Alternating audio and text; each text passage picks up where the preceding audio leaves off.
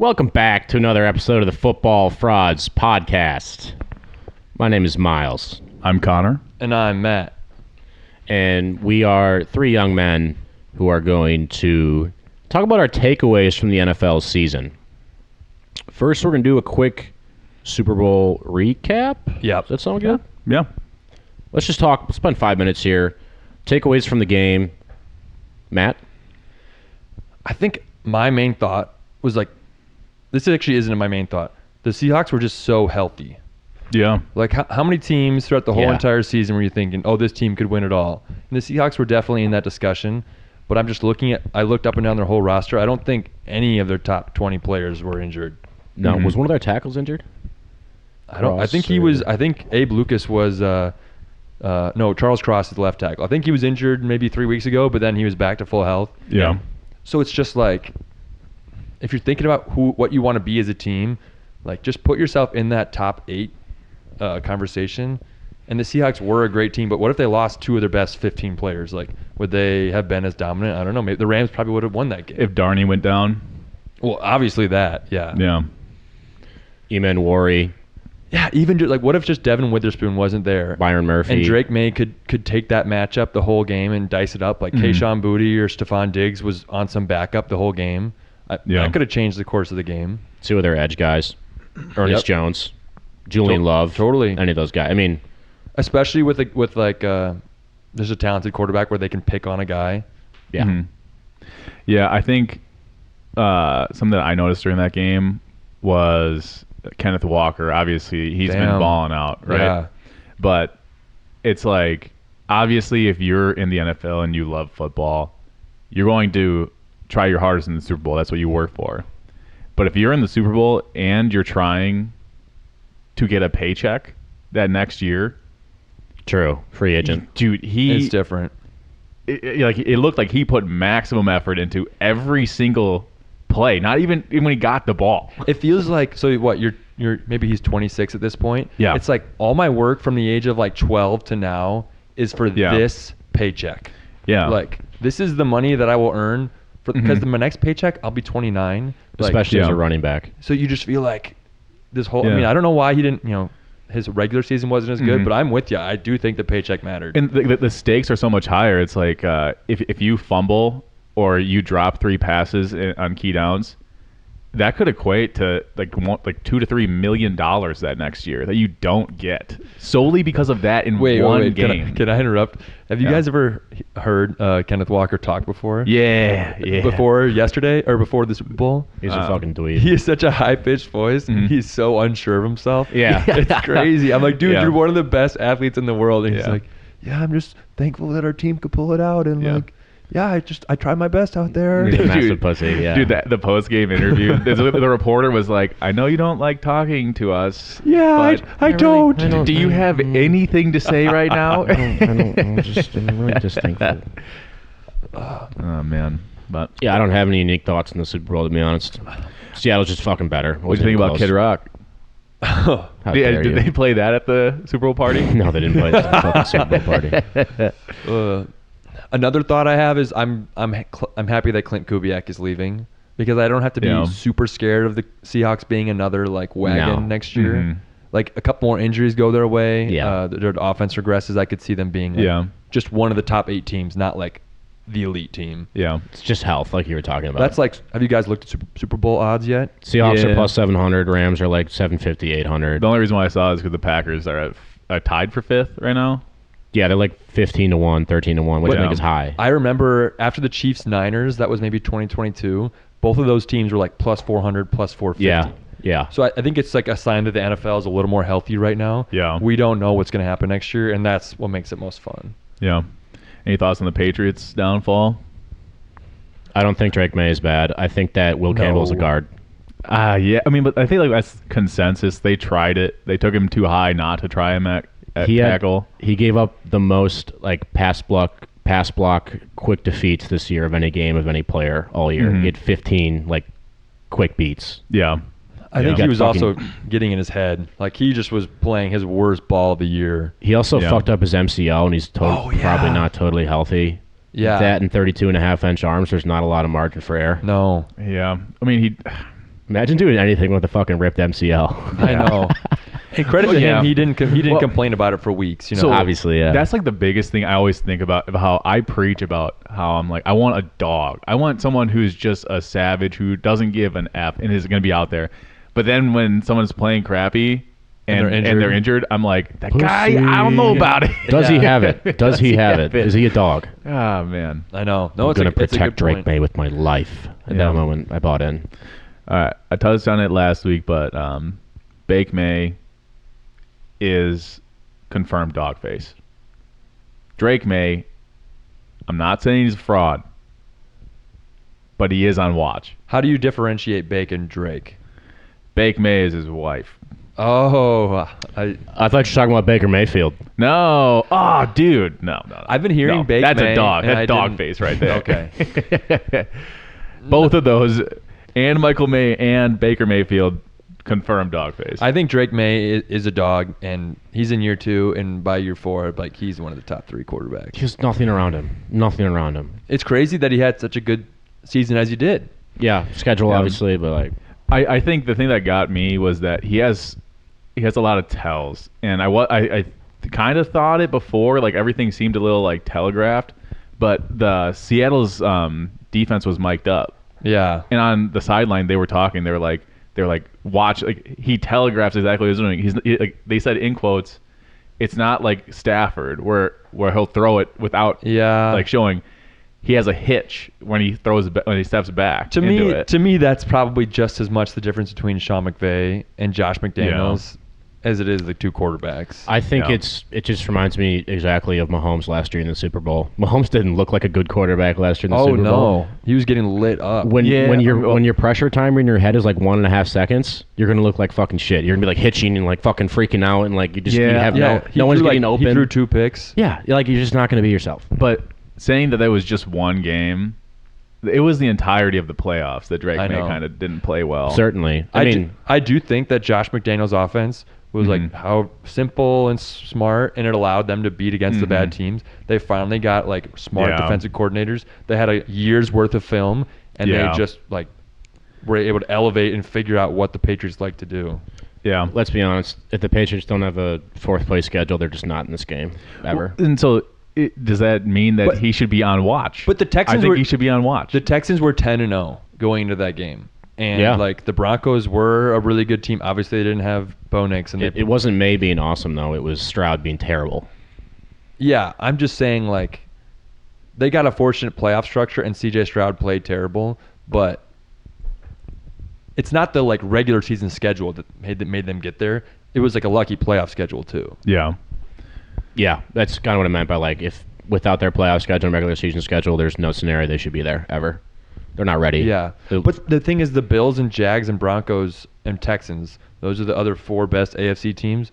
Were they that much better than the Patriots? I think so. It's don't- just situational football. I don't. Yeah. I don't think there was any dominant. But there was the Rams and the Seahawks, and I think there was a tier break to the rest of the NFL. I don't think any of those, like Mhm. the Broncos, I see could have gotten demolished. The Bills, the Jags could have got demolished. Yeah. Yeah.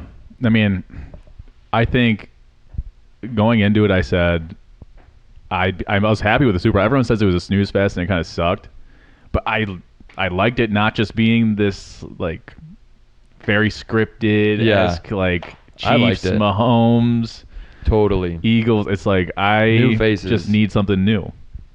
So All right, frauds. It's been a fucking sick 2025-2026 season here. We get to the end. Seahawks are champs, prevail over the Patriots with Drake May.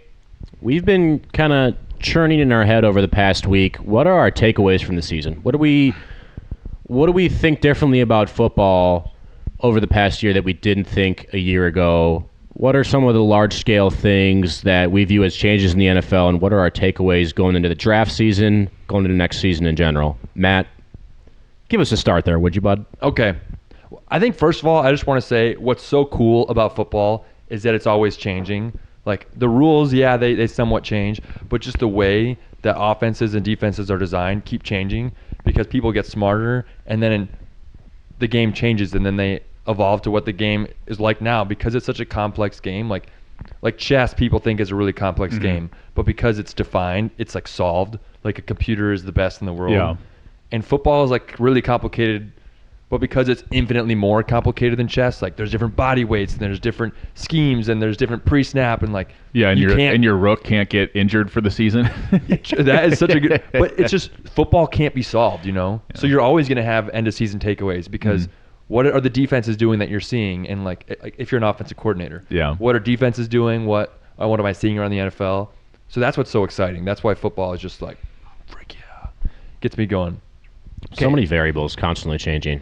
It's a beautiful part of it for sure. And I think when I was thinking about lessons learned, that's kind of what I went with. So my first point is going to be the emphasis of the nickel corner in the league, because we did a positional value breakdown on this podcast a couple months back, and we're looking, highest we're going to have quarterback, then receiver and defensive end, but then you go all the way down, you get like safety and linebacker, but even below that was the nickel corner, because traditionally they're not even on the field for most of the snaps. Yeah.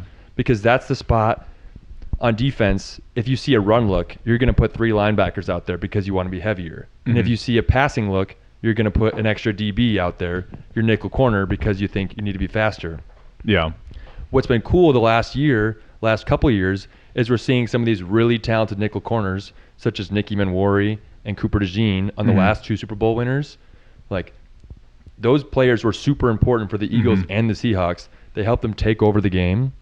Trent McDuffie. I have Kyle Hamilton and Derwin James.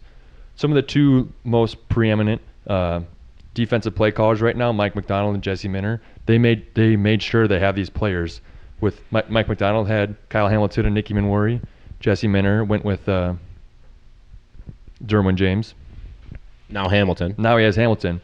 But what these players can do is you can help your defense react better to what the offenses are trying to dictate. Because the offenses will put out run looks, and what they really want to do with these heavy bodies is pass the ball. Because they can manipulate your slow linebackers and pass it around you. And when they put out these pass looks, sometimes they want to run the ball because you're going to put out lighter DBs and they can push you around. But when you have these really versatile, confident ballers at slot corner, you don't need to put out a 3rd linebacker or a special DB because they can just play every play. Like, you see Nicky Manwari and Kyle Hamilton against the run. These guys are like 205 pounds, but they're just monsters. Doesn't matter. They just they'll take on a tight end, blow them up, get to the, and they're so fast you can rush them off the edge to be an extra rusher. And I think it helps your defense just get to the next level to where you can't be told what to do because you're in charge. Our nickel corner can let us do whatever we want. And that's just awesome that for the longest time it was this guy isn't important. And now it's would you rather have Nicky Manwari and Kyle Hamilton and Derwin James or an all-pro linebacker? They're probably more similar now when that wasn't the case even 3 years ago. Yeah, values evolve with schemes too. And so it's in the old NFL, it wasn't that valuable, and now it is. Another thought is the 10 years ago where it's Calvin Johnson and Julio Jones and AJ Green. They're these big X receivers in the outside. The most talented receivers now are getting in motion. They're flying around the field. They're not just lining up right where you can get press coverage on them. So you need more talented guys, not just on the outside, but on the inside too. Yeah, I hear that. I just think it allows for really good coordinators to be super flexible and to present a bunch of different looks that they can kind of disguise into a bunch of different ways when you have a really good nickel corner like that. We'll get into one of my takeaways later, but being able to have an extra guy in the box who is completely versatile in any direction they can go, run defense, blitz, awesome in coverage, it just allows elite defensive minds to get super flexible and to be able to disguise in ways where you have no idea what the fuck's coming. And you can only do that with elite talent with guys who are super versatile. Yeah, it's going to be interesting to see in free agency and the draft next year, next couple of years. Our team's going to be trying to reach for these guys or retool guys and make them play that position. I think part of it is just the level of talent that has come into the league the last few years. It's not really all slot corners, more as these few singular talents. Totally. I'd say maybe the most interesting part is how much can these guys get in their contracts. Hamilton should be able to negotiate to get $35 million a year. I mean, he just re-signed, but Emanwari, DeJean, you think DeJean would get, as a slot corner, is probably going to get $30 million. I don't know that the agents or like the Yeah. NFL teams might be able to still negotiate him down. Right, Yeah. because there's no like precedent for it. But it just in terms of looking at the value on tape when you're watching games, it's just very obvious that these super versatile interior guys who can do everything are just like game breakers. Mm-hmm. And stick for disguise, especially with McDonald and like guys that are great defensive minds who can like disguise a bunch of shit. Yep. Totally. Grogan, give us a takeaway. One of my biggest takeaways from this season was almost every team that decided to sell the farm to win now, it really didn't work out for them. Ooh. The biggest example of that was in Indianapolis. And almost because it was almost immediate. Yeah. And it was like people were talking about how they were the team. They were the team to beat in the NFL. And they were like, Daniel Jones, he's him. We believe that this is our year. We don't know how many years after this we can have this chance, and so we're going to sell the farm to win now. Yeah. And then they did, and it did not work out at all. Well, remind our good people how they sold the farm. Well, for one, what was the Sauce Gardner trade? Was it two first firsts. rounds? Yep. 2 first rounds for And Sauce Gardner. A.D. Mitchell. Which A.D. is Mitchell. a fun upside receiver prospect. Imagine Yep. trading 2 firsts and getting Micah Parsons, and then 3 months later being like, I'm going to trade 2 firsts for Yeah. Sauce Gardner. Yeah. There's a Fucking slight brutal. The Colts did get a dollars per year value compared to what the True. Jets were paying him. True, great Whereas point. the Packers had to pay like almost above market. For sure. Yeah. But it's slight in the whole equation. But Yeah. that definitely matters, yeah.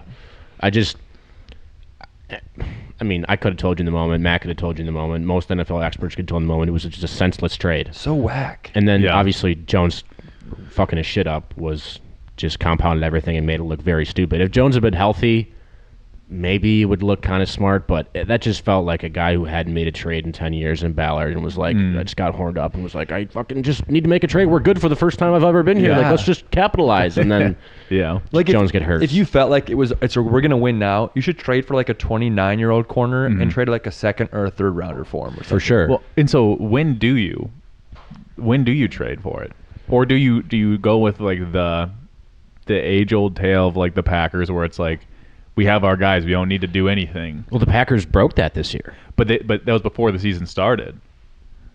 You mean like when should you make a midseason trade to go all in? Yeah. I just feel like Rams. true. Jalen Ramsey back in 2020. And Ramsey's a different level of player than Sauce. I mean, we think. I think you've already seen up and down from Sauce. Yeah, Ramsey was just always awesome. And I think Yeah. it's weird to say that because at one point we would have thought the same thing about Sauce, but I do think even at the time it felt like they were different. I think Ballard's a cautionary tale. Yeah. Like, and why Totally. you shouldn't go all in. Obviously, Jones getting hurt, you can't predict that. He already had like kind of a fractured fibia, like a hairline fracture. Anyways, Yeah. I think it's a great lesson in why going all in, even though attractive and like fucking gets your balls all pumped up, like it Yeah. sounds sick, but like it's usually, especially Yeah. with a roster that went from being not that good to really good. Yeah. It just seems like they didn't have the talent to be able to justify throwing out 2 firsts. Now they're giving up like the 15th pick. Yeah. Literally. 13. But Oh, no. But at the time, it to them it seemed like it would have been like a late 20 pick. Yeah. Right. Everyone thought they were locked for the playoffs. I will say, I think in this world we should assume they're giving away the pick 23 because they really, I mean, you can't count on your quarterback's leg breaking. Well, but the thing is, now they're in a position of they don't like who is going to be their quarterback. Like they're in a It's state so of terrible. question, and they don't have first round picks. Like, yeah, exactly. As a Fuck. Daniel Jones owner in Dynasty, like with his Achilles, he's not going to be a relevant player next year. He's gone for a year and a half of his career. In the peak, 29 and 30 is like the peak of an NFL career. I'm guessing he thought you were breathing. No, you're right in front of you're my covering, face. Yeah, you're covering your face. Oh, okay. Trying to remain anonymous during these troubling times. I don't want people to know who I am. It's too dangerous. I think my one more point about the Colts, this is a weird, for lessons, we're now deep diving on the Colts, but it's a pretty fun conversation, is why would you do it for a corner? Like, Exactly. it doesn't Well, matter if doesn't it's make any Sauce. sense. Like, if you're gonna, if you think you can get a top 5 edge defender, like what the Packers did, it makes sense. Or like, if someone wants to get Max Crosby this year and they trade 2 firsts, I'm gonna say it was worth it. Corners aren't game breakers. They don't change the entire dynamic. Maybe Surtain, maybe No. Stingley. They completely changed the fucking gravity of the field. Okay. They let you lock down one side. Game breakers completely change the dynamic of who your entire team is. Michael Parsons is a S tier game agree. breaker, Us 5 minutes after saying nickel corners are game changers. but they're not worth two first. It's just They're not like worth a two relative firsts. yeah, increase. yeah. No, I hear you. I was That's saying they're funny. not the least valuable Yeah, thing on the yeah. planet anymore. Yeah. I just saw it today. Like Patrick Surtain's, he won the Defensive Player of the Year last year. His PFF grade this year went from 87 to 73 or something. Mhm. Yeah. So even the best corner in the league is like he played like a great corner this year. Yeah. He did not play like I'm going to completely change the field corner. Yeah. Especially because corner data is so inconsistent because it just depends when you get thrown at, and it's just Yeah. there's so many variables. Do where- guys make contested catches or do they drop them? Edge has a chance to make a difference on every single play. Corner's not going to make Yeah. a difference in every single play. Because edge, you are attacking. Corner, you are inherently reacting. Yeah. Edge, you get to affect run and pass. True. Corner, you're not affecting the run game. It's Yeah. just doesn't make sense in terms of multiplicative value. No, we're changing the game right now Yeah. on these points. Well, Miles, Yeah, you've frauds. been hosting, but I'd love to hear a lesson that you've taken away. You know, I didn't write this down about an hour ago. This is completely just a natural thought that I had that I'm coming up with right now. I did no prep on this. I think the offensive line is more valuable than ever. Definitely. Ooh. With specifically offensive lines that are coached well and have cohesion and are able to kind of like imitate a secondary in terms of like playing fluidly and playing together in order to cover up gaps. Not just one great offensive talent or like a bunch of great talent on offensive line. Offensive lines that work together and like use scheme and use zone spacing to be able to form a great unit overall, as the Packers are famous for. Not elite talent, just a group that came in 5th in PFF pass blocking grade this year, plays together really well Dang. and covers up zones really well. Specifically, interior offensive line talent is more valuable than ever. Part of this is talent scarcity. It's just really fucking hard to find guys that are 6'5", with 33-inch arms, who are 330 pounds, who can move their feet really fast. We got 3 of them right here. What are you talking about? If we hit the weights, we could figure it out. No, a couple months. Last season, offensive line signings. Keep in mind, Aaron Banks, 4 years, $77 million, performed this year like a solid interior guard. Definitely not elite. No. Speaking of elite value, though, Joe Tooney, protector of the year. Bears traded a third for him. Yeah. Looked like, the best value of any trade this offseason besides Parsons. Will Fries, 5 for 87. He's hurt most of the year. Patrick McCarry for the Jags, 3 for 37. Mekhi Becton to the Chargers, 2 for 20. James Daniels to the Dolphins, 3 for 24. I think the Chiefs did Jalen Moore, 2 for 30. Yep. Consistently overspending on guys that are not considered elite talents because there's such a talent deficit at guard. Keep in mind, I think this is really going to play out this year in the draft. Olaiviega Ioane from Penn State, I think is going to be a top 15 pick. I think Emmanuel Pregnon from Oregon is going to drive up to the bottom of the first round, and I think Francis Mauigoa is going to go 3rd overall to the Cardinals. Other names to watch: Jennings Dunker out of Iowa and Chase Basantis from Texas A&M. I think are going to be high 2nd round picks because there's such a deficit in offensive line talent. We talked about earlier in one of our favorite episodes this year about positional value. It became very clear that there is a high positional value based on free agency placed on guys who can be solid and flexible at guard and tackle and who can come in and sub in for a guy.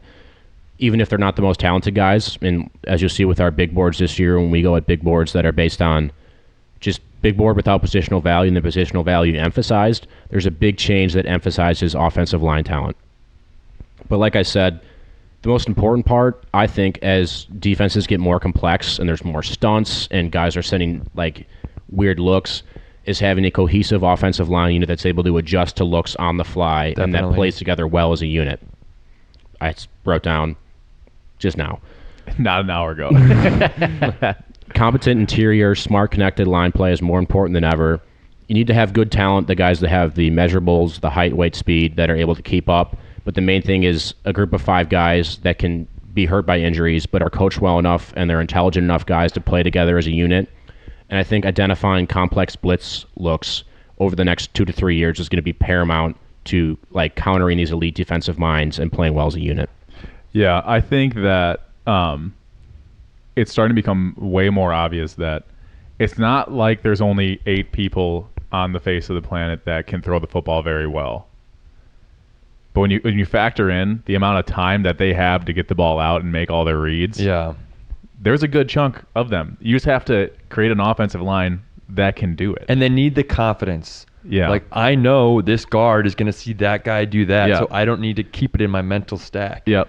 I need to Yep. know I have 2.5 seconds, or else I can't trust any of my third reads or any Yeah, of my totally. downfield looks. Yeah. I need to know Yeah. that I have this amount of time, or else everything falls apart. Unless you're a superhero like Lamar or Allen or Mahomes. Yeah. Yeah, and that kind of goes into when we did that positional value podcast. There's something about just a versatile offensive lineman that I just dig. Like, I don't care if you're like the best guard, like left guard or right guard in the league. If that's the only position that you can play, I don't like I. Well, if you're the best at it, then you'll be your starter there. It's more for like depth you want. Anybody who's not elite. But the thing is, I would still argue that outside of your left tackle for a right-handed quarterback, outside of your left tackle, there is no other position that they should play. There's no other position that they should play. I will say, to counter my point, Yeah. Joe Tooney, Hall of Fame left guard. Yeah. The last 2 seasons, there's been an injury, so he goes to left tackle in the playoffs. Yeah. So even he's a Hall of Fame guard. Exactly. The versatility did matter. So it's Yeah. a good point. Yep. Matt, hit us with your second takeaway from the 2025 NFL season. And I'm not going to quite do that. I want to just your point you made is so good, and what I want to kind of say, actually, I'm going to use this as a transition. Talking about playing together on the offensive line, and I think a good takeaway from that is like a lot of these guys, offensive linemen, we're looking at their PFF grades, we're scoring them how good they are. I think it comes down to who's the offensive line coach, who's the run game coordinator, who's the offensive coordinator. Like, do they know what their responsibility is? Like, if you see this sort of front, and right before the snap, the D tackles do the thing where they go one gap over. What do you do? How does your responsibility change on this run look like? There's so many complexities, especially lately where the defensive coordinators are trying to just confuse the shit out of you. Mm-hmm. And so if you can have someone, a coach, that can explain it to everyone correctly, now you can feel confident. You know what you need to do every time.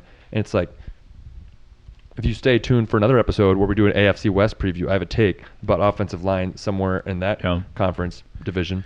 But I'm going to transition that into my second take, where is a little bit of a hot take.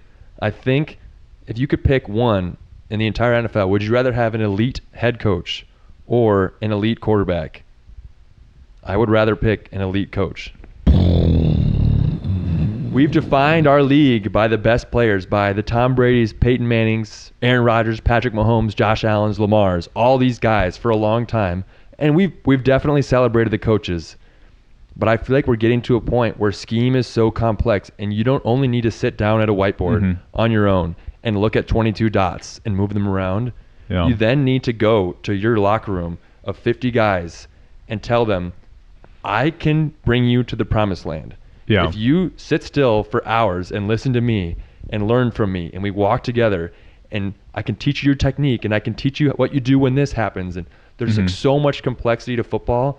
But if you can trust me, I'm a fucking genius. I can show you the light, and I can make you the best football player you can be. And we don't need Patrick Mahomes. We have Sam Darnold, okay? Yeah. We have Kirk Cousins. We have Jared Goff. We have Trevor Lawrence. We have Caleb Williams. We have a guy that's good enough. He's not a freaking world beater, but we can do this all together.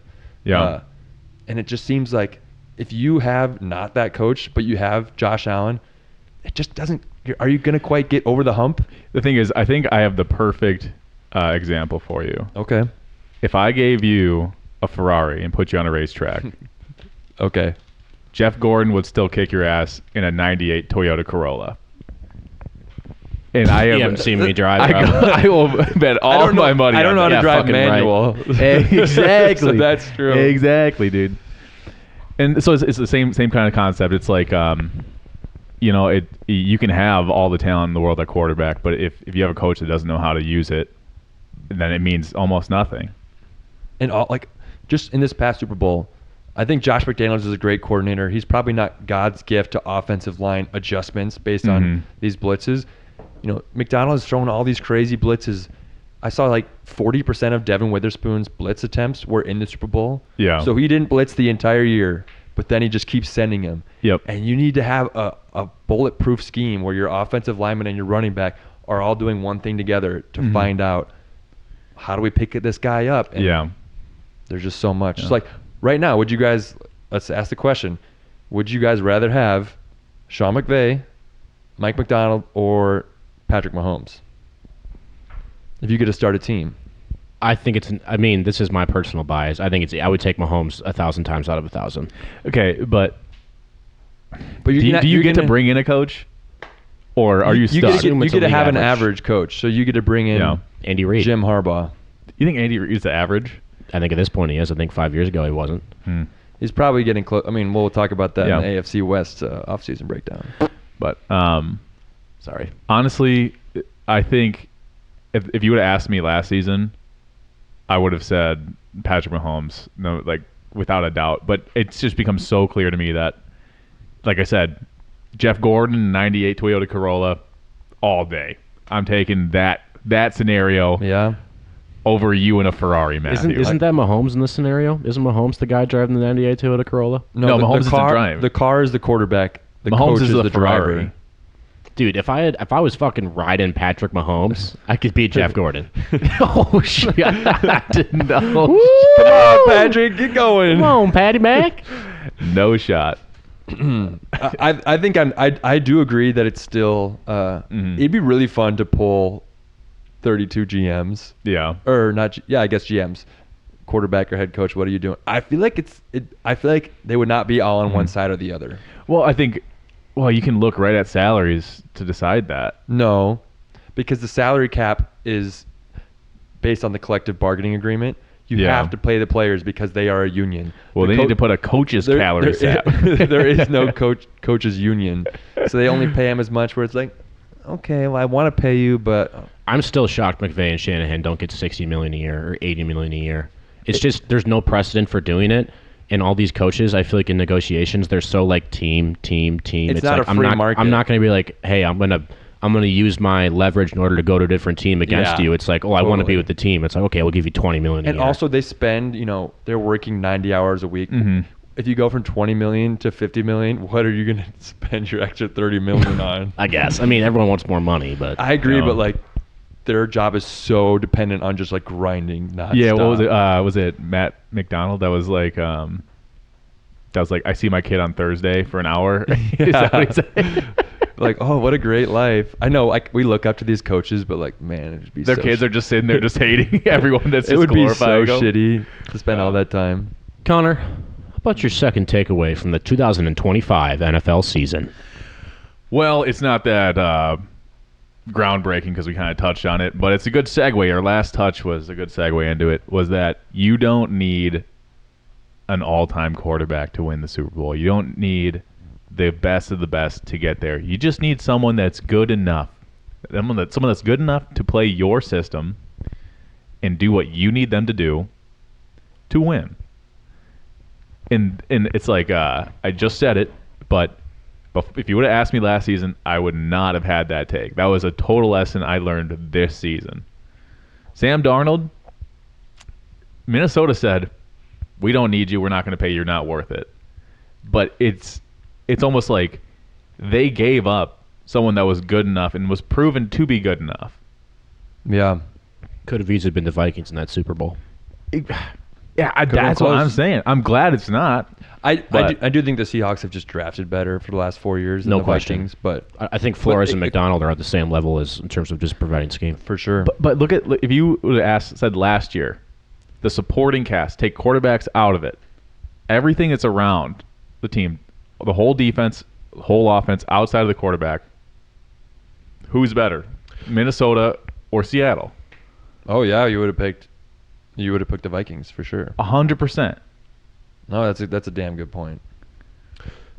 I mean, is it possible to have not an elite quarterback and win a Super Bowl? Yes, provided that you have an elite coach and an elite rest of your roster, which to me is kind of equally as hard as drafting a generational quarterback. So if you can have both, obviously that's great, like the Chiefs did 3 years ago. But I mean, much easier said Yeah. than done to have a top 8 roster in terms of talent and You a great don't coach. need the vaccine to survive from COVID. Well, okay, when it's an elite coach not won the Super Bowl, I feel like every coach has won the Super Bowl. That's an elite coach. I don't know. They won the Super I'm just Bowl. saying, like, John Gruden won the Super Bowl and got fired from the Buccaneers like 2 years later. Wasn't that for like not? No, I think he just did bad. I think they went all in. Like, they did let's get everyone we can. Yeah. Who's the guy who coached the Buccaneers with Brady? Bruce Arians. I think Bruce Arians. he retired. I don't think he was a top 5 coach at the time. Yeah. No, probably not. But is that the cutoff for elite? Things on like 5 elite coaches. Nick Sirianni.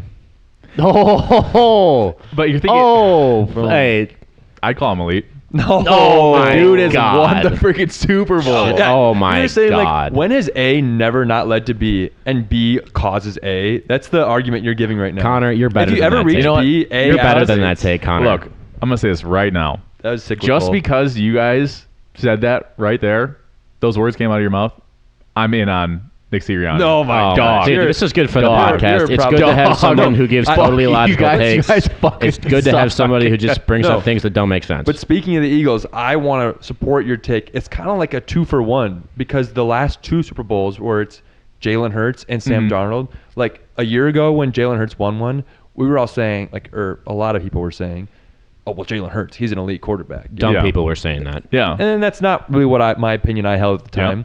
But now a year has passed. We've seen Sam Darnold win one, and Jalen Hurts. We're seeing, is he an elite quarterback, or was there a great system and great players around Or was him? Nick Sirianni the fucking Nick man? Sirianni is on the offensive side of the ball, and every time an elite coordinator leaves, he just goes, throw the ball to A.J. Brown down the field, run it. Like, he's terrible. He's going to be gone. Well, who knows? What is his name? Chris Mannion from the Packers is now their OC. Yeah. Unless Chris Mannion becomes a legend, he's gone. I feel like. Well, This is a terrible yeah. coach. But it's a great take. Yeah. I love that take. All right, Miles, you got one more? The future of defense includes versatile, athletic, positionally undefined players who can blitz and drop back in coverage. Most licks in the future are going to include 5+ guys at the line of scrimmage. Stunts, slot corner blitzes, and delayed blitzes are going to be a staple of most NFL defenses 5 years from now. Guys like Brian Flores and Mike McDonald will define head coaching hires over the next 3 to 4 years.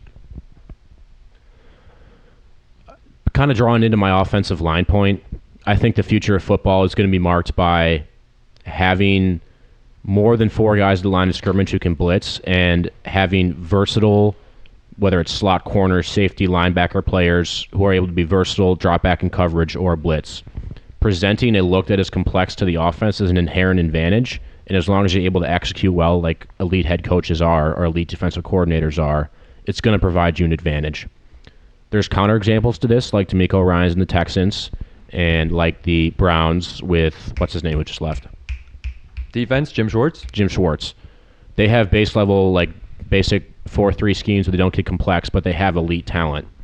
We just saw Mike McDonald able to take elite talent and leverage and parlay that and add complex blitzes and complex looks with elite talent in order to make a unit that is ascended above even maybe the Texans or Browns.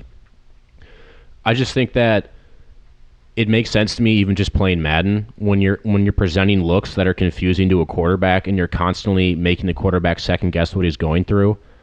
Unless he's Tom Brady, you're inherently presenting yourself an advantage. And I think that all personnel in the next 3 to 4 years is going to be influenced by I'll that. just interject for a second.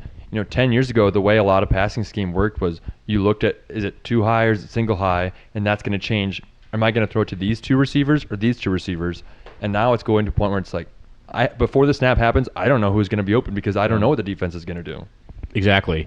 And the thing is, if you're a D coordinator and you're not presenting that advantage, then what advantage are you presenting besides just having elite talent? Totally.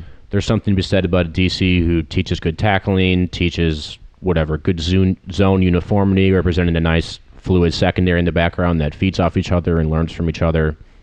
I just think that the future of NFL defense is pretty obvious to me. It's just going to present as constant uncertainty to the quarterback. There needs to be constant uncertainty about who's coming and when, what the coverage is going to be, and I don't really understand the upside to just presenting base looks over and over again. And if you have elite talent and you can make it work, that's cool.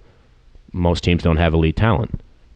That's the way I see the NFL defense is going in the future.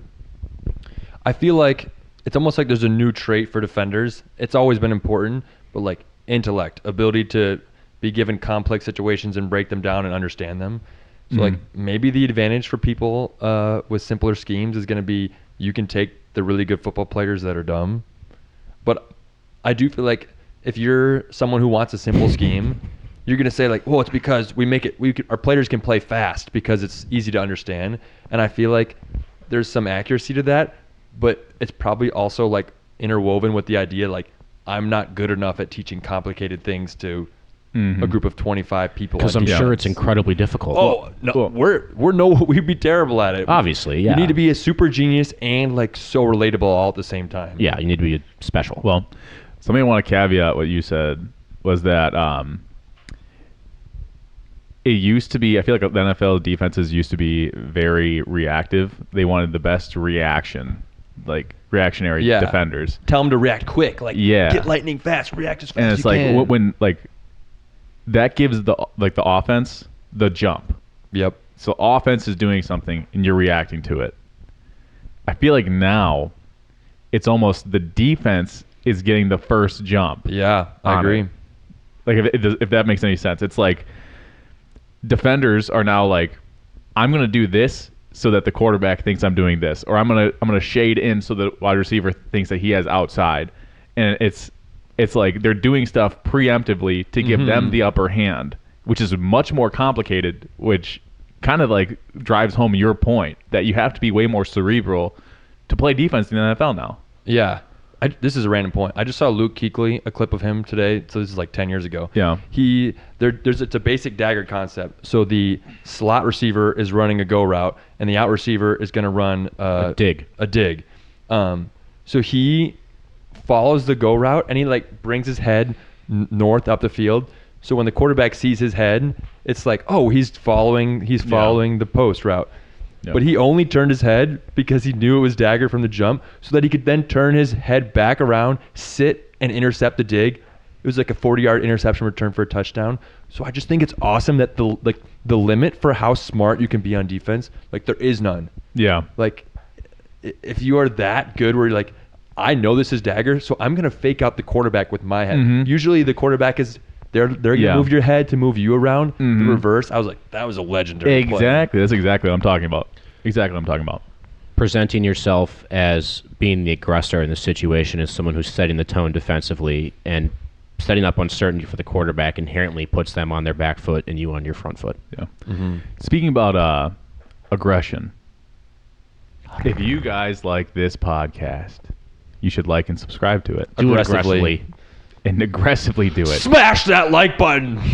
Listen, if you don't smash that like button and smash that subscribe button, I'm gonna come to you in your sleep. I'm gonna find you. I know where you are. I know how to track your fucking phone. I'm gonna find you, and I'm gonna. And that concludes our show today. Thank you for tuning in. If that scared you, tell us in the comments. Did it scare you? All right. Thank you for tuning into the Football Frauds. We're out. Peace.